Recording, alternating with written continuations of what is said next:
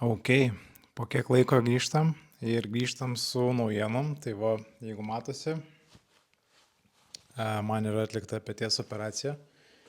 Va, įdegis natūralus prieš varžybinis. Tai kas seniau stebėjo vlogus, turbūt esat girdėję apie mano peties situaciją, jog turėjęs aš esu seną traumą prieš 12 metų ir tiesiog liko tam tikros pasiekmes, kurių neėjo pilnai sutvarkyti iki galo ir buvo išbandomi visokie pratimai. Lankyta daug specialistų ir išgirsta visokių nuomonių ir panašiai, bet daugiausiai visų nuomonės vedė vis tiek link to, kad daryk pratimus, bet vis tiek ko gero reikės iki galo sustvarkyti tą petį, o jos tvarkymas būtent ir buvo opcija, operacija, kurią dabar ir atliko man. Tai pašalino AC sąnariuką, kuris praktiškai jau buvo sudilęs, susidėvėjęs. Tai yra jo artrozė ir šalia to bursitas, cistos, supraspinatus tendinozė ir panašiai. Tai tiesiog, kitaip sakant, man rimčiau, stipriau pasportavus visada kildavo uždegimas. Jeigu stipriau paspaudi štangas, patreniruoji pečius, tai jau 2 savaitės normaliai nieko negali daryti, nes visada skaudėdavo. Ši trauma būtent ir atsirado tada, kai lankiau graikų romėnų imtynės ir tai buvo prieš 12 metų, tiesiog buvo sunkesnis, didesnis biški varžovas ir kadangi abudu buvome tikrai nesilpni, daug stumdėmės, bet jisai turėjo daugiametę patirtį ir tiesiog norėjo vieną metimą padaryti ir nesigavo, iškliuvom už mano kojas, krito man manęs ir mano petys, būtent va šitas, čia aukštai kitą pusę ir man buvo išnyręs būtent tas raktikaulis, dėl ko atsirado tos problemos, skausmai ir buvo, kaip sakoma, gydytojų nuomonė ir kineziterapeutų nuomonė, geriausias variantas išvengti operacijos, daryti viską, ką gali, kad jos nedarytų, nors be abejo kalbėjo, sako, turbūt ateityje vis tiek ją reikės daryti ir jeigu jūs sumastysi su sportais kažką rimčiau užsimti, tai reikės sutvarkyti į galą. Tai va, kadangi aš visus tos metus kažkaip nieko rimtai su sportu nedariau, nes natūraliai po traumos man buvo atsiradus baime, saugojau petį, nebepavykdavo metimai, tai kažkaip nuo graikų romėnų imtynių atitolau, apskritai nuo visų sportų. Krepšinėje pastebėdavau, kad mano metimas yra labai apsunkintas su dešinė. Pavyzdžiui, permesti kamuolį per visą salę man neužtekdavo jėgos, nes suprasdavau kodėl.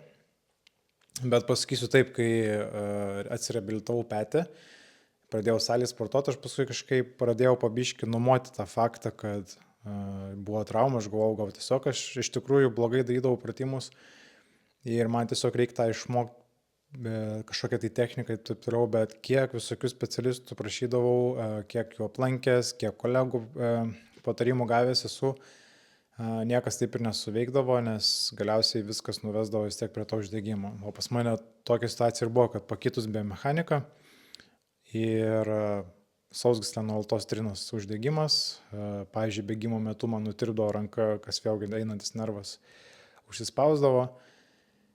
Ir jo, tiesiog su tuo gyvenau tiek laiko, viską bandžiau. Ir kol nepradėjau Hyroxo rimčiau sportuoti, nes visai patiko man šitas sportas, tai gavosi, kad išprovokau kiek įmanoma tos visus nusidėvėjimus, tiek kad reikėjo, realiai sausį pradėjau, tai dar mėnuo buvo ok, antras jau kažkas pradėjo jaustis ir jau link pirmų Varšuvoje varžybų, kurios vyko, jau pradėjo man ten kažkokie pokyčiai vykti. Kitaip sakant, kaip gydytojas minėjo, kaip gydytojas ir kiti specialistai, mano smegenis natūraliai saugodavo va šitą sąnariuką, tą vietą ir tiesiog neįnervuodavo viršutinės mano trapecijos ir šoninės deltos raumenų. O seniau galvodavau, kad tiesiog gal mano genetika toje, kad pečiai neauga, arba blogai ten rodavau, kad kažkaip jie mane reaguoja, pasirodo, čia buvo visai kita problema, nes aš pastebėdavau, kad mano kairė ranka vizualiai yra didesnė, stipresnė ir mano tas petys su trapecija kairiai pusėje būtent yra labai tokie aktyvus, o dešiniai ne. Ir masažuose lygiai tą patį sakydavo, kad mano kūnas netolygiai kažkoks išdirbtas, nes dešiniai, pavyzdžiui, mano sparnas, apatinė trapecija labai buvo stipri, o kairiai tiesiog visas raumenynas. Bet paskui, kai atlikinėjom tyrimus MRT ir pradėjau nuodugniau tirtis su savo pečiu, kas vyksta, kai jau pradėjo niekas nepadėti, tai išsiaiškinom, kad tai tiesiog senos traumos tolimesnė pasekmė ir nieko nebūčiau galėjęs padaryti. Tai va, petys išoperuotas, dabar yra gegužės 20 dieną, tai vakar buvo operacija. Tai vaistai dar manau, kad pilnai nenustoja veikti, nes vėlgi man narkozė buvo daroma, suleistas blokas nervai, tai rankos vakar nejutau, tik šiandien pradėjau gniaužyti. Galiu valdyti tik per alkūnę, per petį nieko negaliu daryti dabar. Ir prieš miegą išgeriau stipresnių vaistų dėl viso ko, nes būtent po tokios operacijos, kaip pašalina C sąnarį, būna didelis skausmai labai, ypač pirmus 2 mėnesius, paskui viskas lūksta. Tai va, tai sakė, kaip rekomendavo, kad galiu iškart išgerti prieš miegą, kad nereikėtų keltis 2 nakties. Tai išgeriau ir manau, kad tas poveikis jau pabiškino įdinė, nes kažką jaučiu pečiuose, bet tai negaliu pavadinti skausmu.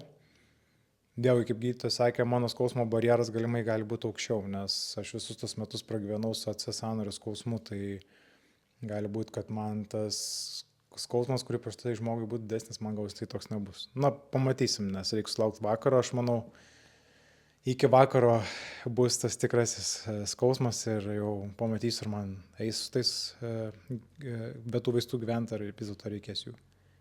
Tai va, žiūrėsim. O dabar planas toks, kad jau turiu bilietus Hyroxui į 2 varžybas, tai pirmas yra rugsėjo gale Romoj, su draugė į Miksus eisim, nes turėjau dabar Rygoj dalyvauti, bet permečiau ją, kadangi po varžybų Varšuvoj labai suprastėjo situacija su pečiu, daviau net savaitę pailsėti nuo Hyroxo, salėje tik ten rodau raumenis, kurie palaikydavo man visai stabilų. Niekas nepadėjo, mano artikulis tiesiog buvo nestabilus, jis jau prieš tai buvo nustatyta, kad yra nestabilus, bet dabar ypač tapo nestabilus. Tuo labiau, kai mano masė bendrai nukrito, nes dabar 90 svariu, kadangi vėlgi daug bėgiojimo visko. Ir nukritus tai masiai iškart vizualiai pradėjo matytis mano pečių linija, kad mano dešinė pusė tiesiog, kaip sakau, mirusi, o kairė aktyvesnė, dar kai masiai jinai taip nesimato, bet matydavosi, kad ten rodau raumenis, kad kažkas ne taip, kairė iškart įsijungia, viskas labai gražiai, o dešinė nieko, tai va, aš negalėdavau pečių treniruoti, o kaip sakoma, vienos pusės tikrai netreniruosi, nes paskui būsi kaip tas Von Trepmenas, bičiukas, kuris treniruoja vieną pusę. Tai va, ir tikslas yra atsigauti, susitvarkyti iki to Hyroxo, aš labai tikiuosi, kad pavyks, kad nereikės vėl draugės permest. Tai va čia toks Romos Hyroxas būtų tas kaip pabandymas kartu sudalyvauti, to pačiu vietoj Rygos, bet viskas tvarkojus, draugė susirado kitą kompanionę, su kuria eis į Doubles Women's Open kategoriją. Ir dar vienas Hyroxas, tai Gdanske bus spalio pradžioj, 10-11, neatsimenu tiksliai, vėl su to pačiu partneriu Justinu, su kurio dalyvavom Varšuvoje. Ir bandysime pagerinti savo laiką, kuris buvo 1 ir 5 minutės, tai bandysime sub 60 padaryti. Pažiūrėsim, kaip eisis. Tai va, iki to laiko susitvarkyti petį.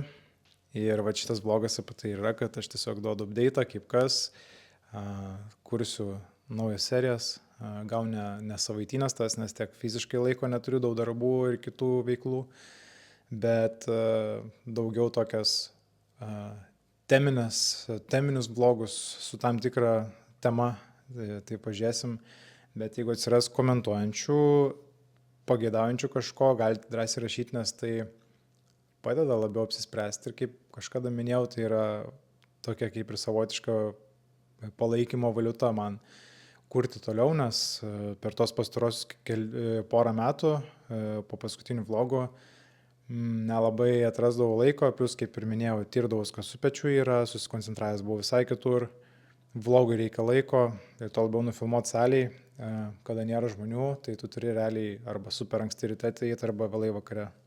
Ir kai yra daug visko, tu tiesiog nebenori aukoti miego. Tai va. Dabar gal parodysiu, kaip mano petys juda, kurioje dabar stadijoje esu, ir vlogas bus užbaigtas toks trumpesnis. Na va, mano petys, atrodo vizualiai didesnis, aš galiu šį palaikyti su šitą ranką. Tai va mano kairė ir mano dešinys. Jisai toks didelis nėra, ten tiesiog yra pleistrai. Faktas yra patinimas, skysčių pasikaupimas, nes kartais būna momentais tiesiog sujuda ir man ten kažkoks garsas, traškėjimo, braškėjimo, toks šlapės jausmas. 3 skylutės yra, pro kurias ir tas skystis, manau, pašalina su biškiu kraujo. Ir kodėl jinai nėra izoliuota, tai tam, kad jinai neužtruktų atsireabilituoti, nes gydymas vis tiek jisai gali vykti ir ypač vyksta, kai yra aktyvi gera kraujotaka. Ir tas būtent judinimas, vaikščiojimo metu mano ranka juda, va čia ir šiai dienai yra, ką galiu padaryti. Ir va mano kūnė juda, biški judesiai, va šiandien buvo ryte dar šitas sunkus judesys, bet jau prasidėjo taip, kad jau geriau. Dabar rankos atitraukimas, va čia yra maksas, bet sakyčiau biški padidėjo jau. Lenkimas irgi padidėjo ir tiesimas. Va. Jau jaučiu biškai, kad drąsiau juda mano ranka, nors šiandien yra, realiai dar net para nepraėjo po operacijos. Mumfordo operacija, vat, būtent kur šalina sąnariuką. Tai va, žiūrėsim, kaip ranka gys, kaip kas. Tas sąnarys nėra kritiškai labai svarbus. Ir yra daug sportininkų, kurie atlieka šią operaciją, sėkmingai sportuoja. Tai aš manau, kad man irgi turėtų viskas būti ok ir pagaliau gal grįž viršutinės trapecijos ir šoninės deltos inervacija.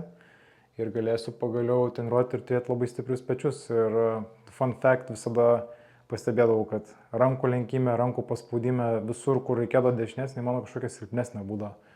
Ir aš galvojau, kad aš kažko gal nedadariau iki galo, bet pasirodo, smegenis natūraliai saugodavo visą tą sąnariuką ir aplink raumenis, jie būdavo neaktyvūs.